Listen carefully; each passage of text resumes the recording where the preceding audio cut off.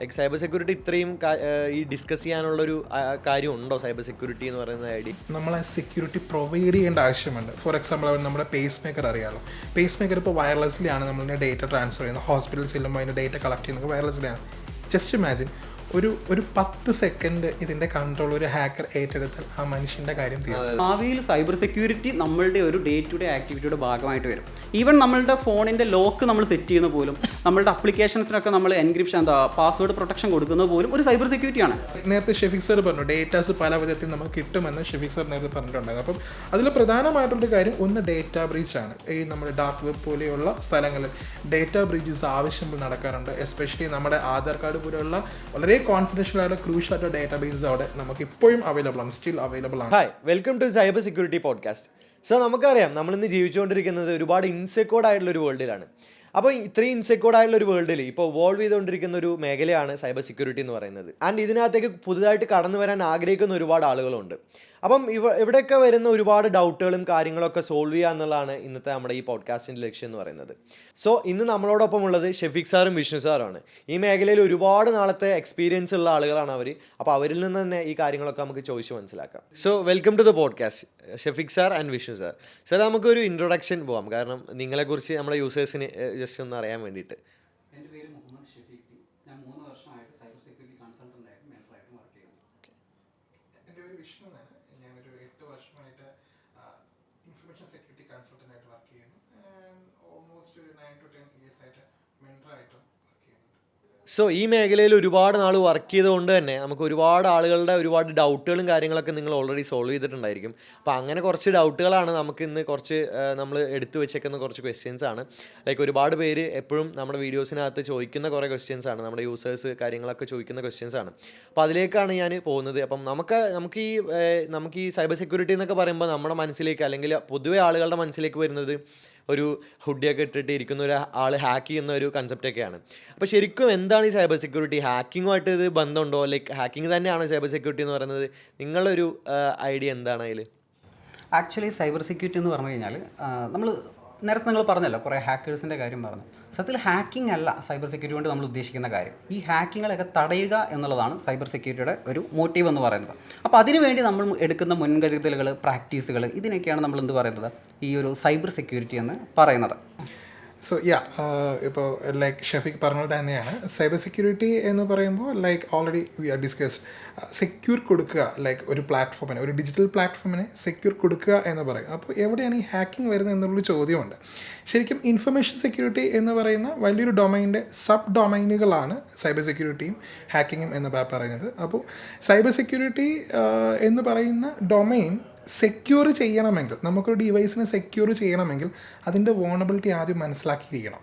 അപ്പോൾ ശരിക്കും നമ്മൾ സെക്യൂരിറ്റിക്ക് വേണ്ടി ഹാക്കിംഗ് ആണ് ചെയ്യുന്നത്. അതിനെയാണ് എത്തിക്കൽ ഹാക്കിംഗ് എന്ന് വിളിക്കുന്നത്. അതായത് ഒരു ഹോസ്റ്റിൻ്റെ പെർമിഷനോട് കൂടി തന്നെ സെക്യൂരിറ്റിക്ക് വേണ്ടി, സെക്യൂരിറ്റിയെ ടെസ്റ്റ് ചെയ്യാൻ വേണ്ടി, ഓക്കെ ഇപ്പോൾ ആ ഡിജിറ്റൽ പ്ലാറ്റ്ഫോം എത്രത്തോളം സെക്യൂർ ആണെന്ന് അറിയാൻ വേണ്ടി നമ്മൾ ഹാക്കിംഗ് സിമുലേറ്റ് ചെയ്യുന്നു. അങ്ങനെ തന്നെയാണ് പറയുന്നത്. അതിന് ഒരു സിമുലേഷൻ പർപ്പസിൽ ചെയ്യുന്നതിനെയാണ് എത്തിക്കൽ ഹാക്കിംഗ് എന്ന് പറയുന്നത്. നമ്മൾ പഠിക്കുന്ന കോഴ്സുകളായാലും മറ്റു കാര്യങ്ങളെല്ലാം ആയാലും ഇങ്ങനൊരു സിമുലേഷൻ വേയിൽ തന്നെയാണ് നമ്മൾ ചെയ്യുന്നത്. സോ സൈബർ സെക്യൂരിറ്റി വേറെയാണ്, എത്തിക്കൽ ഹാക്കിംഗ് വേറെയാണ്. സോ നമുക്കിപ്പം ഇന്ന് കേട്ടുകൊണ്ടിരിക്കുന്ന 2 ടേമുകളാണ്. ഒന്ന് AI ആണ്, 2 സൈബർ സെക്യൂരിറ്റി ആണ്.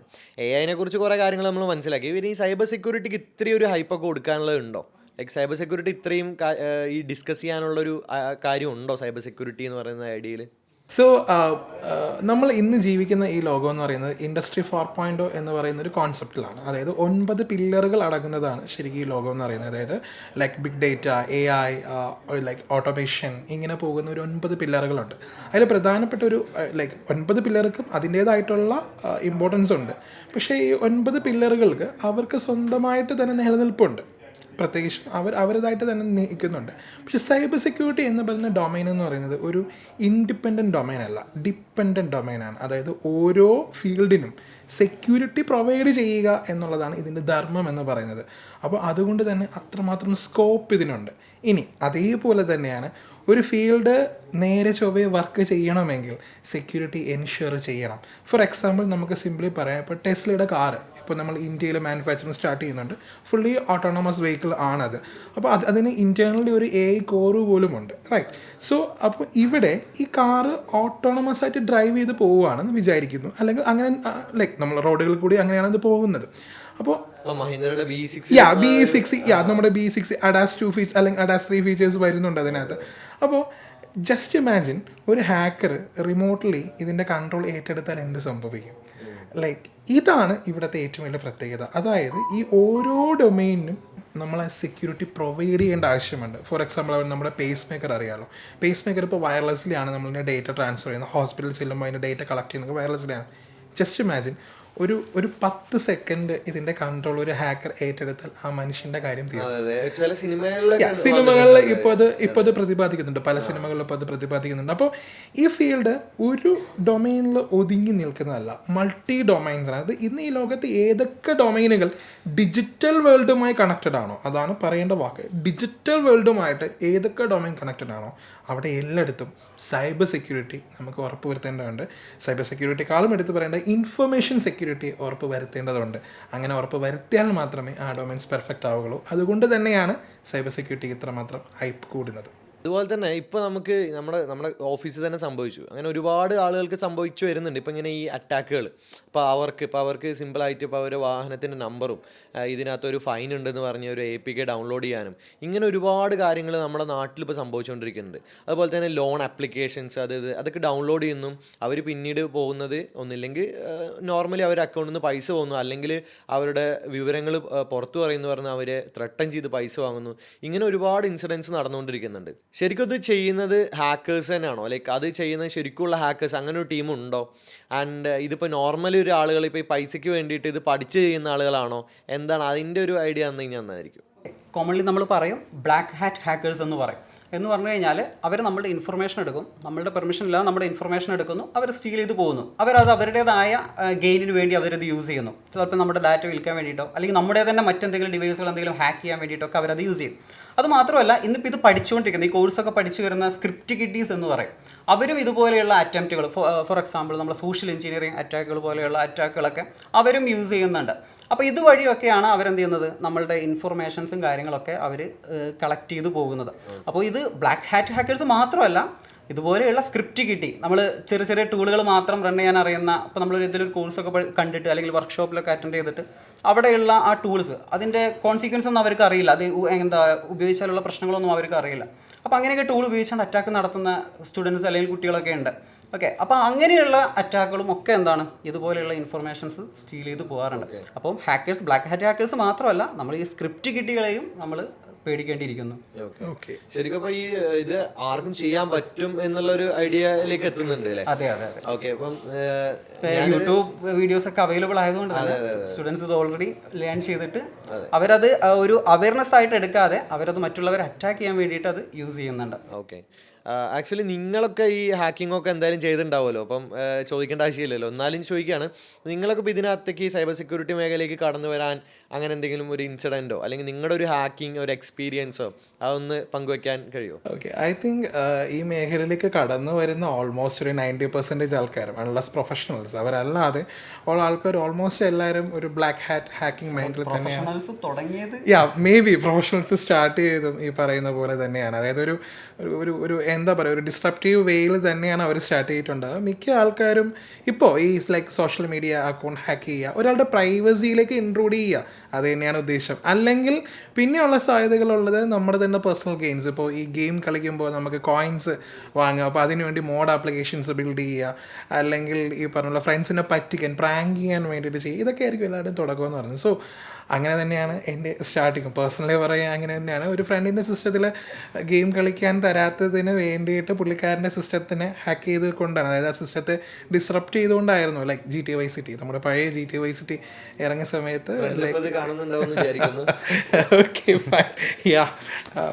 we are now still like best friends. Okay, അപ്പോൾ ലൈക്ക് അന്ന് പുള്ളിക്കാരൻ്റെ സിസ്റ്റത്തിലേക്ക് ഒരു വൈറസ് ഇഞ്ചെക്ട് ചെയ്തുകൊണ്ട്, അതും എനിക്കറിയില്ല, ഞാൻ ഈ പറഞ്ഞ കാര്യം സെയിം ലൈക്ക് സ്ക്രിപ്റ്റ് കിഡി ആയിരുന്നു, ഒരു മാഗസീനിൽ കണ്ടതാണ് how to create a like virus അല്ലെങ്കിൽ മാൽവെയർ, ഹൗ ടു പ്രൊട്ടക്റ്റ് എന്നുള്ളത്. ഞാൻ പ്രൊട്ടക്റ്റ് ശ്രദ്ധിച്ചില്ല, ഹൗ ടു ക്രിയേറ്റ് എന്നത് മാത്രമേ ശ്രദ്ധിച്ചുള്ളൂ. അങ്ങനെ കുറച്ചിരുന്ന് ലൈക്ക് റിസർച്ച് ചെയ്തിട്ട് പുള്ളിക്കാരൻ്റെ സിസ്റ്റത്തിലേക്ക് ഒരു മാൽവെയർ ഇഞ്ചെക്ട് ചെയ്തിട്ടായിരുന്നു എൻ്റെ ആദ്യത്തെ സ്റ്റാർട്ടിങ്. അവിടെ നിന്ന് കിട്ടിയൊരു കിക്കുണ്ട്. കാരണം ഞാൻ പുള്ളിക്കാരൻ്റെ വീട്ടിലേക്ക് ചെന്ന് കയറുമ്പോൾ എനിക്ക് കിട്ടിയത് പുള്ളിക്കാരൻ്റെ സിസ്റ്റം റിപ്പയർ ചെയ്യാനായിട്ട് ഒരാൾ വരുന്നതും കുറച്ച് എമൗണ്ട് മുടക്കുന്നതുമാണ്.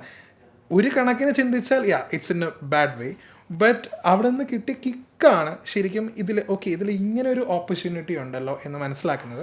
ആൻഡ് ആഫ്റ്റർ ദാറ്റ് നമ്മൾ ട്രൈ ചെയ്യുന്ന എല്ലാം പിന്നെ ഇങ്ങനെയുള്ള കാര്യങ്ങൾ തന്നെയായിരിക്കും. ലൈക്ക് പാസ്വേഡ് സ്റ്റീൽ ചെയ്യുക, അന്ന് ഫേസ്ബുക്കാണ്, അപ്പോൾ ഫേസ്ബുക്കിൻ്റെ like user name password steal ചെയ്യുക, വൈഫൈ നമുക്ക് ഇന്ന് എല്ലാവർക്കും 1.5 GB 2 GB ഒന്നും അന്നില്ലല്ലോ. അപ്പോൾ നമ്മൾ എന്താ ചെയ്യുന്നത്, നമുക്ക് കിട്ടുന്നത് മാക്സ് എവിടെ നിന്നെങ്കിലും വൈഫൈസിൻ്റെ യൂസർ നെയിം പാസ്വേഡ്സ് എടുക്കുക. പിന്നെ വരുന്നത് ലൈക്ക് ഈ പറഞ്ഞ പോലെയാണ് നമുക്ക് പിന്നെ ഉള്ളത് ഈ ഓഫീസ് ബേസ്ഡുള്ള ഡോക്യുമെൻറ്റുകൾ, അതായത് DTP സെൻറ്ററൊക്കെ എന്ന് ഒരുപാട് ആവശ്യത്തിലധികം ഉണ്ടായിരുന്നു. അപ്പോൾ ഈ വേറെ ആവശ്യമൊന്നുമില്ല, നമുക്ക് ഈ ഫോമൊക്കെ ഫില്ല് ചെയ്യാനായിട്ട് നമ്മുടെ അല്ലാത്ത മെയിൽ ID മറ്റു കാര്യങ്ങളൊക്കെ വേണം. അന്ന് ഈ ടെമ്പററി മെയിലിനെ കുറിച്ചൊന്നും വലിയ നോളജ് ഇല്ല. അപ്പോൾ ഈ DTP സെൻറ്ററിൽ നിന്നൊക്കെ അവർ ലൈക്ക് വേസ്റ്റ് ബാസ്ക്കറ്റിൽ കളയുന്ന പേർപ്പസ് ഞാൻ എടുത്ത് വയ്ക്കും.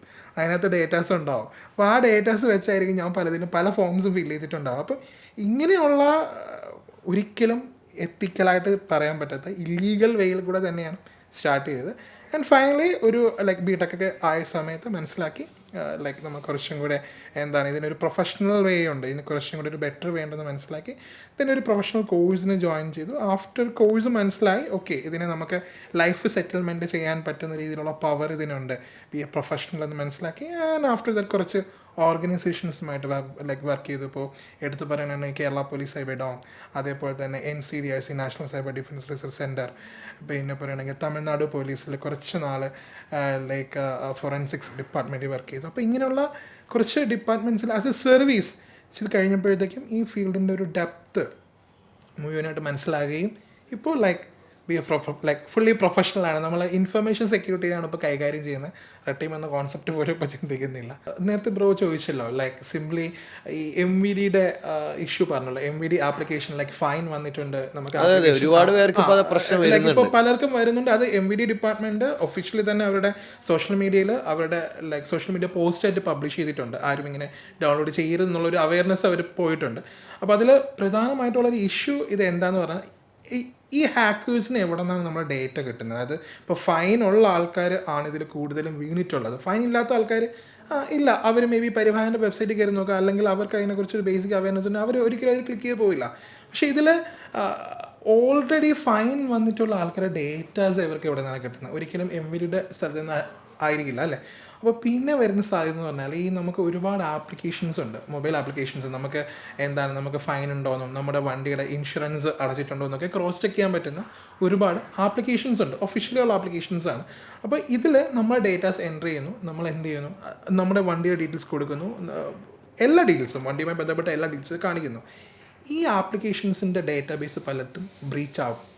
അപ്പോൾ ബ്രീച്ച് ആവുന്ന സമയത്ത് ഹാക്കേഴ്സ് എന്ത് ചെയ്യും, ബേസിക്കലി ഈ ബ്രീച്ചായ ഡേറ്റാബേസ് കളക്ട് ചെയ്തിട്ടായിരിക്കും ഈ ബ്രീച്ച് ആവാന്നുള്ളത് ഉദ്ദേശിക്കുന്നത്. ബ്രീച്ച് ആവുന്ന പറഞ്ഞാൽ അതായത് നമ്മൾ ഈ പറഞ്ഞ ആപ്ലിക്കേഷൻസ് ഉണ്ടല്ലോ, ഒഫീഷ്യൽ ആപ്ലിക്കേഷൻസ്, ഞാൻ പറഞ്ഞ MVDയുടെ അല്ലാതെയുള്ള തേർഡ് പാർട്ടി ഒഫീഷ്യൽ ആപ്ലിക്കേഷൻസ് ഉണ്ട്. ഇപ്പോൾ ഡ്രൈവ് ഇൻഫോ എന്നൊക്കെ പോലെ പറയുന്ന പല ആപ്ലിക്കേഷൻസ് ഉണ്ട്. ഞാൻ എല്ലാ ആപ്ലിക്കേഷൻ്റെ പേര് ആക്ച്വലി അവരുമായിട്ട് മേ ബി അവരുടെ ഭാഗത്തു നിന്ന് വരുന്നത്, അതായത് ഈ ആപ്ലിക്കേഷൻ്റെ ആൾക്കാരുടെ ഭാഗത്തു നിന്ന് വരുന്ന ഒരു മിസ്റ്റേക്ക് കൊണ്ടാവാം ഡേറ്റ ബ്രീച്ച് വരുന്നത്, അല്ലെങ്കിൽ ആ ആപ്ലിക്കേഷനെ അവർ ഹാക്കേഴ്സ് ഹാക്ക് ചെയ്യുന്നതാവാം, എങ്ങനെയും ആവാം. അപ്പോൾ ഏത് രീതിയിലായാലും ഇത് ബ്രീച്ച് ചെയ്യപ്പെട്ടിട്ട് ഈ ഡേറ്റ ആയിരിക്കും ഇവർ എടുക്കുന്നത്. അപ്പോൾ ലൈക്ക് നേരത്തെ ഷെഫീഖ് സർ പറഞ്ഞു ഡേറ്റാസ് പല വിധത്തിൽ നമുക്ക് കിട്ടുമെന്ന് ഷെഫീഖ് സർ നേരത്തെ പറഞ്ഞിട്ടുണ്ടായിരുന്നു. അപ്പം അതിൽ പ്രധാനമായിട്ടുള്ളൊരു കാര്യം ഒന്ന് ഡേറ്റ ബ്രീച്ചാണ്. ഈ നമ്മുടെ ഡാർക്ക് വെബ് പോലെയുള്ള സ്ഥലങ്ങളിൽ ഡേറ്റ ബ്രീച്ചസ് ആവശ്യങ്ങൾ നടക്കാറുണ്ട്. എസ്പെഷ്യലി നമ്മുടെ ആധാർ കാർഡ് പോലെയുള്ള വളരെ കോൺഫിഡൻഷ്യൽ ആയിട്ടുള്ള ക്രൂഷ്യൽ ആയിട്ടുള്ള ഡേറ്റാബേസസ് അവിടെ നമുക്ക് ഇപ്പോഴും അവൈലബിൾ ആണ്, സ്റ്റിൽ അവൈലബിൾ ആണ്. ഏകദേശം 8 ബില്യൺ യൂസേഴ്സിൻ്റെ ഡേറ്റയാണ് ഈ കഴിഞ്ഞ കുറച്ച് കുറച്ച് കാലം മുമ്പേ അവൈലബിൾ ആയത്. അപ്പോൾ അങ്ങനെയുള്ള സ്ഥലങ്ങളിൽ ഈ ഡേറ്റ ബ്രീച്ച് നടക്കുകയും ഹാക്കേഴ്സ് ഈ ഡേറ്റയെ എടുക്കുന്നു, എന്നിട്ടാണ് അവർ ടാർഗറ്റിനെ കോൺസെൻട്രേറ്റ് ചെയ്യുന്നത്. ടാർഗറ്റിനെ കോൺസെൻട്രേറ്റ് ചെയ്യാൻ വേറെയും ഒരുപാട് മാർഗ്ഗങ്ങളുണ്ട്. അതിലൊന്നാണ് സോഷ്യൽ എഞ്ചിനീയറിംഗ് എന്ന് പറയുന്നത്. ഈ പറയുന്ന എല്ലാ കാര്യങ്ങളും സോഷ്യൽ എഞ്ചിനീയറിൻ്റെ അണ്ടർ തന്നെയാണ് ഓൾമോസ്റ്റ് വരുന്നത്. അതായത് ഹ്യൂമൻ മൈൻഡ് ഹാക്കിംഗ് എന്നതിനെ വിളിക്കുക. 90% അറ്റാക്ക് സ്റ്റാർട്ട് ചെയ്യുന്നത് സോഷ്യൽ എഞ്ചിനീയറിംഗ് അറ്റാക്ക്. അതെ, അതായത് നമ്മൾ 90% അറ്റാക്സ് നടക്കുന്നതും സ്റ്റാർട്ടിങ്, അതായത് എൻട്രി പോയിന്റ് എന്ന് പറയുന്നത് ഈ പറഞ്ഞ സോഷ്യൽ എഞ്ചിനീയറിംഗ് തന്നെയാണ്. അതായത് നമ്മളിപ്പോൾ എത്ര സെക്യൂർ മെക്കാനിസം ഉണ്ടാക്കി വെച്ചിട്ടും, സോഫ്റ്റ്വെയർ സൈഡിൽ എത്ര സെക്യൂർ മെക്കാനിസം ഉണ്ടാക്കി വെച്ചിട്ട് കാര്യമില്ല, അത് ഹാൻഡിൽ ചെയ്യുന്നത് ഹ്യൂമൻ തന്നെയാണ്. അപ്പോൾ ഹ്യൂമൻ്റെ സൈഡിലൊരു എറർ വന്നു കഴിഞ്ഞാൽ എളുപ്പമാണ് പിന്നെയുള്ള ബാക്കിയുള്ള കാര്യങ്ങൾ.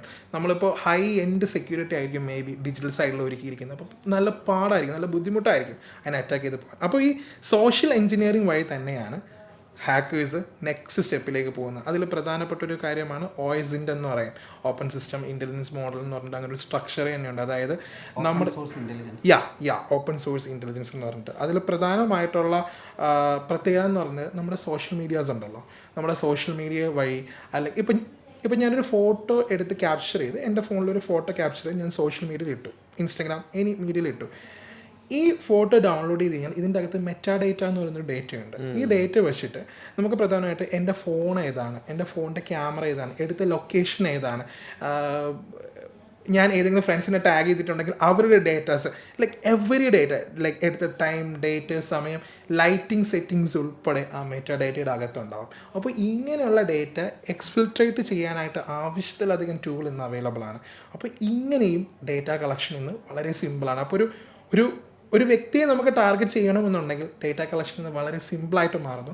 അങ്ങനെ കളക്ട് ചെയ്തിട്ട് തന്നെയാണ് ഈ വ്യക്തിക്ക് ഫൈൻ ഉണ്ട്. അപ്പോൾ എവൻ ഇന്ന് ടാർഗറ്റ് ചെയ്താൽ സെറ്റാവും. പിന്നെ എവൻ കെയർലെസ് ആയിട്ടാണ് മൊബൈൽ ഹാൻഡിൽ ചെയ്യുന്നത് അല്ലെങ്കിൽ ഡേറ്റ ഹാൻഡിൽ ചെയ്യുന്ന ഐഡിയ ഉണ്ടെങ്കിൽ അവനായിരിക്കും കൂടുതൽ ടാർഗറ്റ് ചെയ്യുക. എസ്പെഷ്യലി ഇപ്പോഴത്തെ ഒരു ഏജ് ഒരു 50 ലൈക്ക് 45 to 50 ഏജിന് മുകളിലോട്ടുള്ള ആൾക്കാരായിരിക്കും കൂടുതൽ ഇത് ഫോക്കസ് ചെയ്യുന്നത്. സോ അങ്ങനെ അതുവഴി നമുക്ക് എന്ത് ചെയ്യാനായിട്ട് പറ്റും? ഈ ഹാക്കേഴ്സ് എഗെയിൻ ഷെഫിക് സർ പറഞ്ഞ പോലെ തന്നെയാണ്, ഹാക്കേഴ്സ് മാത്രമായിരിക്കില്ല ഇത്. സ്ക്രിപ്റ്റ് കിഡീസ് തൊട്ട് തുടങ്ങാം. ബ്രോയ്ക്ക് വേണമെങ്കിലും ഇത് സ്റ്റാർട്ട് ചെയ്യാവുന്നതേ ഉള്ളൂ. സിംപിളി ലൈക്ക് യൂട്യൂബോ അല്ലെങ്കിൽ മറ്റ് പ്ലാറ്റ്ഫോംസിൽ പോയി കഴിഞ്ഞാൽ വീഡിയോസ് ആവശ്യത്തിലധികമുള്ള വീഡിയോസ് അവൈലബിൾ ആണ്. Just how to hack android ഫോണെന്നോ അല്ലെങ്കിൽ how to hack a server എന്നോ കൊടുത്തു കഴിഞ്ഞാൽ ആവശ്യത്തിലധികമുള്ള വീഡിയോസ് അവൈലബിൾ ആണ്. അപ്പോൾ ഈ സ്ക്രിപ്റ്റ് കിഡീസ് ആയിട്ടുള്ള ആൾക്കാർ അല്ലെങ്കിൽ ഇതേപോലെ എത്തിക്കൽ ഹാക്കിംഗ് കോഴ്സുകൾ പഠിച്ചിട്ടുള്ള ആൾക്കാർ, അതുമല്ലാന്നുണ്ടെങ്കിൽ ഈ പറഞ്ഞാൽ തന്നെയാണ് പ്യുവറായിട്ട് ഇതിന് വേണ്ടി സിൻഡിക്കേറ്റുകളുണ്ട്. ശരിക്കും നമുക്ക് വെളിയിൽ പറയാൻ പറ്റാത്ത രീതിയിലുള്ള വലിയ സിൻഡിക്കേറ്റ്, സ്കാം നടത്തുന്ന വലിയ സിൻഡിക്കേറ്റുകളുണ്ട്. നമ്മളിന്ന് പലതും വാർത്തകൾ കാണുന്നതാണ്. അപ്പോൾ അങ്ങനെ സിൻഡിക്കേറ്റുകളും ഇതിൻ്റെ ബാക്ക്ഗ്രൗണ്ടിൽ വർക്ക് ചെയ്യുന്നുണ്ടെന്നുള്ളത് വളരെ ഇമ്പോർട്ടൻ്റ് ആയിട്ടുള്ള ഫാക്ടറാണ്. സോ ഇനിയൊരു ക്വസ്റ്റ്യൻ ഉള്ളതെന്ന് പറഞ്ഞു കഴിഞ്ഞാൽ, നമുക്കിപ്പം ഇതിലേക്ക് കടന്നു വരാൻ ആഗ്രഹിക്കുന്ന ഒരുപാട് പേരുണ്ട്. കാരണം ഒന്ന്, ഇതിൻ്റെ ഇപ്പം നിങ്ങൾ പറഞ്ഞ ഈ ഹാക്കിംഗ് അതിനോട് ഒരുപാട് പാഷനേറ്റ്, ലൈക്ക് അത് പഠിക്കണം, അങ്ങനെ ചെയ്തു നോക്കണം, അങ്ങനെ ആഗ്രഹമുള്ള ആളുകളുണ്ട്. പിന്നെ ഈ പറഞ്ഞ പോലെ ഇതൊരു പ്രൊഫഷനാക്കി എടുത്ത് ഇതിനകത്ത് ഒരു ജീവിതമാർഗ്ഗം ലൈക്ക് അങ്ങനെ കണ്ടെത്താൻ ആഗ്രഹിക്കുന്ന ആളുകളുണ്ട്. അപ്പോൾ അവർക്ക് വേണ്ടിയിട്ടാണ്. അപ്പം ഇതിപ്പം പ്ലസ് ടു പഠിച്ചു കഴിഞ്ഞ ഒരാൾ അല്ലെങ്കിൽ ഡിഗ്രി വേണമെന്നുണ്ടോ, അതേപോലെ തന്നെ കോഡിംഗ് ബാക്ക്ഗ്രൗണ്ട് ഒന്നും ഇല്ലാത്ത ആളുകൾ, ഇതുവരെ ഒരു പ്രോഗ്രാമിംഗ് ലാംഗ്വേജ് ഒന്നും പഠിക്കാതെ, കമ്പ്യൂട്ടർ സയൻസ് അല്ല അവരുടെ വിഷയം, അങ്ങനെയുള്ള ആളുകൾ, അവർക്കൊക്കെ ആക്ച്വലി എന്താണ് ഈ സൈബർ സെക്യൂരിറ്റിയിലേക്ക് കടന്നു വരാൻ പറ്റുമോ? അവിടെ അവർക്ക് ഒരു സാലറി, അപ്പോൾ അതൊക്കെ ഒന്ന് എക്സ്പ്ലെയിൻ ചെയ്ത് കഴിഞ്ഞാൽ നല്ലതായിരിക്കും. സൈബർ സെക്യൂരിറ്റിയിൽ ക്യൂരിയോസിറ്റി ഉള്ള, അപ്പോൾ എല്ലാവർക്കും ഉണ്ട്. സൈബർ സെക്യൂരിറ്റി എന്ന് കേൾക്കുമ്പോൾ തന്നെ എല്ലാവർക്കും അത് ഭയങ്കര ക്യൂരിയസ് ആണ്. ആ ക്യൂരിയോസിറ്റി ഉള്ള ഏതൊരാൾക്കും ഇത് പഠിച്ചെടുക്കാവുന്നേ ഉള്ളൂ, ഈ ഒരു സൈബർ സെക്യൂരിറ്റി എന്ന് പറയുന്ന ഒരു ഭാഗം. പക്ഷേ മെയിൻറ്റെയിൻ ചെയ്യേണ്ട ഒരു കാര്യം, ഈ ക്യൂരിയോസിറ്റി നമ്മൾ കീപ്പ് ചെയ്യണം. ഓക്കെ, പെട്ടെന്നൊരു കുറച്ച് കാര്യം പഠിക്കുമ്പോഴേക്കും മതി എന്ന് വെച്ച് നിൽക്കരുത്. സൈബർ സെക്യൂരിറ്റി ക്യൂരിയോസിറ്റി പോലെ തന്നെ ഇമ്പോർട്ടൻ്റ് ആയ ഒരു കാര്യമാണ് നമ്മൾ കണ്ടിന്യൂസ് ലേണിംഗ് എന്ന് പറയുന്നത്. ഒരിക്കലും ഈ കോഴ്സ് അല്ലെങ്കിൽ ഈ ഒരു സൈബർ സെക്യൂരിറ്റി എന്ന കാര്യം പഠിച്ചു തീർക്കാൻ പറ്റില്ല. ഓക്കെ, നമുക്കതിൻ്റെ ബേസും കാര്യങ്ങളൊക്കെ നമ്മൾ പഠിച്ചു. നമ്മൾ കണ്ടിന്യൂസ്ലി നമ്മൾ എന്ത് ചെയ്യണം, ബ്ലോഗുകൾ വായിച്ചിട്ട് അല്ലെങ്കിൽ പോസ്റ്റുകൾ അല്ലെങ്കിൽ അതിൻ്റേതായ മീഡിയംസൊക്കെ വായിച്ച് കണ്ടിന്യൂസ്ലി നമ്മളത് മോണിറ്റർ ചെയ്തിട്ട് അവിടെയുള്ള കാര്യങ്ങൾ മനസ്സിലാക്കിയിട്ട് കണ്ടിന്യൂസ്ലി നമ്മൾ ലേണിംഗ് ചെയ്തുകൊണ്ടേയിരിക്കണം എന്ന് പറഞ്ഞാൽ പഠിച്ചുകൊണ്ടേ. ഡിഗ്രി അല്ലെങ്കിൽ അവരുടെ ഒരു ലേണിംഗ് ബാക്ക്ഗ്രൗണ്ട് അത് ഇതിലൊരു വിഷയമല്ല എന്നാണ് പറഞ്ഞത്. ഇല്ല, ഇതിൽ ഇൻട്രസ്റ്റ് ഉള്ള ഏതൊരാൾക്കും ഈ സൈബർ സെക്യൂരിറ്റി പഠിച്ചെടുക്കാൻ എങ്ങനെ ഡിഗ്രി ചെയ്തു. കാരണം സൈബർ സെക്യൂരിറ്റി ഇപ്പോൾ നമ്മളുടെ ഒരു ഡേ ടു ഡേ ആയിട്ട് മാറിയിട്ടുണ്ട്. പണ്ടൊക്കെ നമുക്ക് കമ്പ്യൂട്ടറിൽ ഇപ്പോൾ മൈക്രോസോഫ്റ്റ് എക്സലൊക്കെ പഠിപ്പിക്കാൻ കോഴ്സുകളൊക്കെ ഉണ്ടായിരുന്നു. അതേപോലെ കമ്പ്യൂട്ടർ പഠിപ്പിച്ച് കൊടുക്കുന്നൊക്കെ പറയുന്നു. ഇന്നിപ്പോൾ അത് എവിടെയും നമ്മളിങ്ങനെ കാണാറില്ല. കാരണം എന്താണ്, അതൊക്കെ നമ്മുടെ ഡേ ടു ഡേ ലൈഫിൻ്റെ ഭാഗമായിട്ട് വന്നു ഈ കമ്പ്യൂട്ടർ പഠിക്കുന്ന കാര്യങ്ങളൊക്കെ. അതേപോലെ ഭാവിയിൽ സൈബർ സെക്യൂരിറ്റി നമ്മളുടെ ഒരു ഡേ ടു ഡേ ആക്ടിവിറ്റിയുടെ ഭാഗമായിട്ട് വരും. ഈവൻ നമ്മളുടെ ഫോണിൻ്റെ ലോക്ക് നമ്മൾ സെറ്റ് ചെയ്യുന്ന പോലും, നമ്മളുടെ അപ്ലിക്കേഷൻസിനൊക്കെ നമ്മൾ എൻക്രിപ്ഷൻ പാസ്വേഡ് പ്രൊട്ടക്ഷൻ കൊടുക്കുന്നത് പോലും ഒരു സൈബർ സെക്യൂരിറ്റിയാണ്. അതിന് ആക്ച്വലി ലൈക്ക് നമ്മൾ ബേസിക്കലി ഇപ്പോൾ പറയുന്നുണ്ട് ലൈക്ക് ഡിജിറ്റൽ സെക്യൂരിറ്റി അവയർനെസ് എന്നൊരു ലൈക്ക് പ്രോഗ്രാംസ് തന്നെ ഇപ്പോൾ പലയിടങ്ങളിലും റൺ ചെയ്യുന്നുണ്ട്. അല്ലെങ്കിൽ നമുക്ക് സിംപ്ലി ലൈക്ക് ഡിജിറ്റൽ ലിറ്ററസി, നമ്മൾ ഇംഗ്ലീഷ് ലിറ്ററസി എന്ന് പറയുന്ന പോലെ തന്നെ നമുക്ക് ഡിജിറ്റൽ ലിറ്ററസി എന്ന് പറഞ്ഞതിന് സെപ്പറേറ്റ് ചെയ്യണം. ഈ ദിവസങ്ങളാണ് ഞാൻ ഇപ്പോഴത്തെ ന്യൂസ് വായിച്ചായിരുന്നു, കേരളം ഡിജിറ്റൽ സാക്ഷരത നേടാൻ പോവുകയാണ്. എന്തോ ഈ ഒരാഴ്ചയിലാണ് നമ്മൾ മുഖ്യമന്ത്രി ഇത് പ്രഖ്യാപിക്കുന്നൊക്കെ പറഞ്ഞ് ഞാനിപ്പോൾ ഒരു പോസ്റ്റ് കണ്ടായിരുന്നു. ശരിക്കും ചെറിയ ക്ലാസ് മുതൽ തന്നെ അവർക്ക് ഈ ഒരു സൈബർ സെക്യൂരിറ്റിയിൽ ഒരു അവയർനെസ് കൊടുക്കേണ്ട സമയമാണ്. കാരണം ഇപ്പം കുട്ടികളും കൂടുതൽ വളർന്നപ്പോഴാണല്ലോ ഈ കാര്യങ്ങൾ. നമ്മൾ ഓൺലൈൻ പ്ലാറ്റ്ഫോംസ് കൂടുതൽ യൂസ് ചെയ്യുന്നതോറും സൈബർ പ്ലാറ്റ്ഫോംസ് എന്ന് പറഞ്ഞാൽ മൊബൈൽ ഡിവൈസ്, വാച്ച്, എവിടെയൊക്കെ നമ്മൾക്ക് സൈബർ പ്ലാറ്റ്ഫോമായിട്ട് കണക്ഷൻ ഉണ്ടോ അവിടെയൊക്കെ നമ്മൾ സെക്യൂരിറ്റി കൊടുക്കണം. അപ്പോൾ ഇതിൻ്റെയൊക്കെ ഒരു അവയർനെസ് നമ്മൾ എന്തായാലും കൊടുത്തിരിക്കണം. അപ്പോൾ ഈ ഒരു ഇൻട്രസ്റ്റ് ഉള്ള ഏതൊരാൾക്കും ഈ പറയുന്ന പോലെ ഈ ഒരു കോഴ്സ് അല്ലെങ്കിൽ സൈബർ സെക്യൂരിറ്റി നമുക്ക് പഠിച്ചെടുക്കാൻ കഴിയും. നമുക്കൊരു എൻട്രി ലെവലിലേക്ക് ജോയിൻ ചെയ്യണം എന്നുണ്ടെങ്കിൽ, അല്ലെങ്കിൽ നമ്മളൊരു കമ്പനിയിൽ ഓക്കെ ലൈക്ക് ഇപ്പം ലൈക്ക് ഷഫീഖ് സർ പറഞ്ഞ പോലെ തന്നെയാണ്, ആർക്കും ഇത് പഠിച്ചെടുക്കാൻ പറ്റും. പക്ഷേ ഒരു പ്രൊഫഷണൽ ലെവലിലേക്ക് നമുക്ക് ബിൽഡ് ചെയ്ത് വരണം എന്നുണ്ടെങ്കിൽ ലൈക്ക് ഡിഗ്രി മാൻഡേറ്ററി ആണോ എന്നൊരു ചോദ്യമുണ്ട്. തീർച്ചയായിട്ടും മാൻഡേറ്ററി ആണെന്ന് പറയാൻ പറ്റും. പക്ഷേ എൻട്രി ലെവൽ നമുക്കത് മാൻഡേറ്ററി എന്ന് പറയാനായിട്ട് പറ്റില്ല. But if you want to become a upper levels next ലെവലിലേക്ക് പോകാനാണെങ്കിൽ തീർച്ചയായിട്ടും പ്രൊമോഷൻ കിട്ടണം. കമ്പനിയിൽ നമുക്ക് പ്രൊമോഷൻ യെസ്, അത് നമ്മൾ റിക്വയർമെന്റ് അല്ല, നമുക്ക് പഠിക്കാനായിട്ട് അതിൻ്റെ ആവശ്യമില്ല. പക്ഷേ നമുക്കൊരു ജോബ് റിലേറ്റഡ് ഒരു പ്രൊഫഷണൽ അപ്പർ ലെവലിലേക്ക് പോകണമെന്നുണ്ടെങ്കിൽ തീർച്ചയായിട്ടും നമുക്ക് ഡിഗ്രി ആവശ്യമാണ്. അതുപോലെ തന്നെ കോഡിംഗ് സ്കിൽസും ആവശ്യമാണ്. സ്റ്റാർട്ട് ചെയ്യാൻ ആവശ്യമല്ല. എഗെയിൻ പറയുന്നു, അതിപ്പം ഒരു ജോലിയിലേക്ക് കയറിയതിനു ശേഷം സൈബർ സെക്യൂരിറ്റിയിൽ ഒരു ബിഗിനർ ലെവൽ ജോലിക്ക് അത് ആവശ്യമില്ല. പ്രൊഫഷണൽ ലെവലിലേക്ക് എത്തണം എന്നുണ്ടെങ്കിൽ, നമുക്കൊരു ബിഗിനർ ലെവലിൽ തുടങ്ങണമെന്നുണ്ടെങ്കിൽ ഈ പറഞ്ഞതൊന്നും ആവശ്യമില്ല. ഇതൊക്കെ ഓട്ടോമാറ്റിക്കായിട്ട് നമുക്ക് വന്നു ചേരും. നമ്മൾ തന്നെ ഇതൊക്കെ ചെയ്ത് നമ്മൾ തന്നെ ആ ഒരു ലെവലിലേക്ക് എത്തിപ്പെടും. അപ്പം അങ്ങനെ കയറിയതിനു ശേഷം ഇപ്പൊ ഡിസ്റ്റന്റ് ആയിട്ട് ഡിഗ്രി കാര്യങ്ങളൊക്കെ ഓപ്ഷൻ അവൈലബിൾ ആണ്. അതിനുശേഷം പിന്നെ അവർക്ക് ഈ പ്രൊമോഷൻ രീതിയിലേക്ക് പോവാം അല്ലേ? തീർച്ചയായിട്ടും ആ ലെവലിൽ തന്നെ പോകാനായിട്ട് പറ്റും. പിന്നെ ഉള്ളൊരു കാര്യം എന്ന് പറഞ്ഞാൽ കോഡിംഗ് പോലെയുള്ള ടെക്നോളജി, അല്ലെങ്കിൽ നമുക്ക് ലൈക്ക് കോഡിംഗ് ആവശ്യമുണ്ടോ എന്നുള്ള ചോദ്യമുണ്ട്. ശരിക്കും അത് പറയണം എന്നുണ്ടെങ്കിൽ ഈ ലൈക്ക് ഇൻഫർമേഷൻ സെക്യൂരിറ്റിയുടെ മൾട്ടിപ്പിൾ ജോബ് റോൾസിനെ കുറിച്ച് ആദ്യം പറയണം. നമുക്ക് 3 ടീമുകളാണ് പ്രധാനമായിട്ടും ഈ സൈബർ സെക്യൂരിറ്റി മേഖല അല്ലെങ്കിൽ ഇൻഫർമേഷൻ സെക്യൂരിറ്റി മേഖലയിൽ വരുന്നത്. അതിൽ പ്രധാനമായിട്ടും 1 റെഡ് ടീം എന്ന് പറയും, 2 ബ്ലൂ ടീം എന്ന് പറയും, 3 പർപ്പിൾ ടീം എന്ന് പറയും. അപ്പോൾ റെഡ് ടീം ബേസ് എന്ന് പറഞ്ഞു കഴിഞ്ഞാൽ പ്യുവർ ഹാക്കിംഗ് തന്നെയാണ്.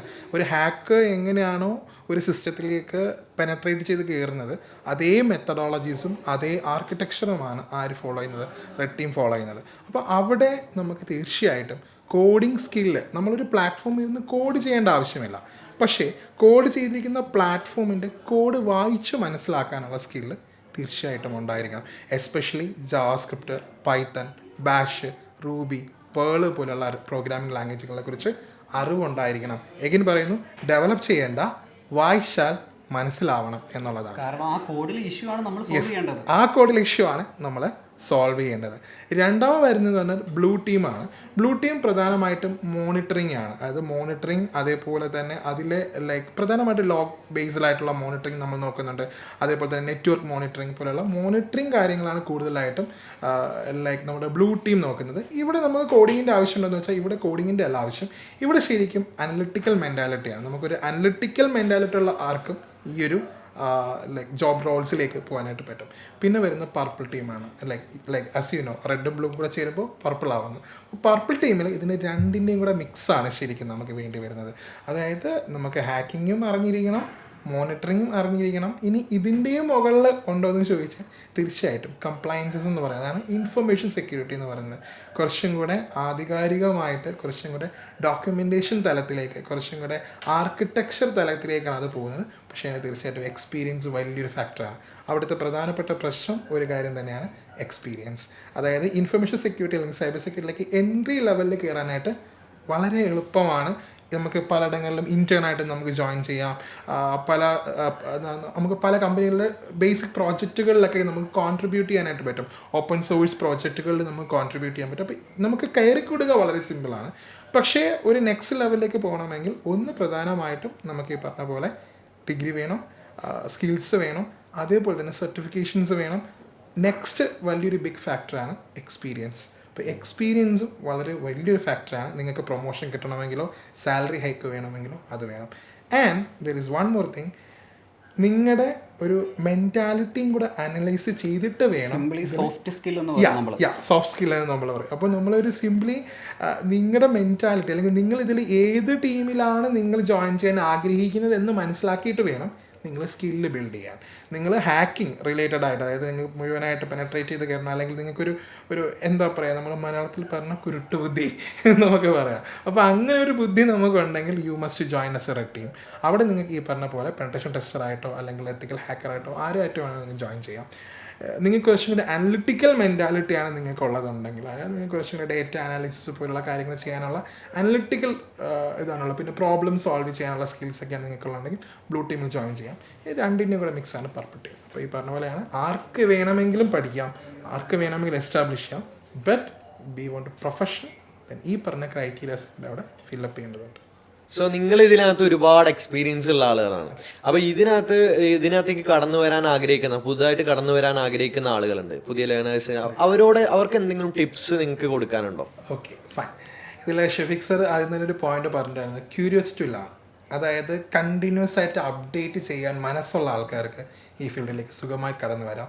പിന്നെ മറ്റൊരു കാര്യം എന്ന് പറയുന്നത്, ഒരു പ്രൊഫഷൻ സെറ്റ് ചെയ്യണം, അത്യാവശ്യം നല്ല സാലറി വാങ്ങണം. ഇന്ത്യയിൽ വരുന്നതേ ഉള്ളൂ. ഇപ്പോൾ നിങ്ങൾ വെളിയിലേക്കാണ്, ഒരു 5 വർഷം മുതൽ ഒരു 6 വർഷം എക്സ്പീരിയൻസ് ഉണ്ടെങ്കിൽ you must get salary about 18 lakh to 25 lakh minimum ആണ് പേ ഔട്ട് എന്ന് പറയുന്നത്. CTC ആണ്.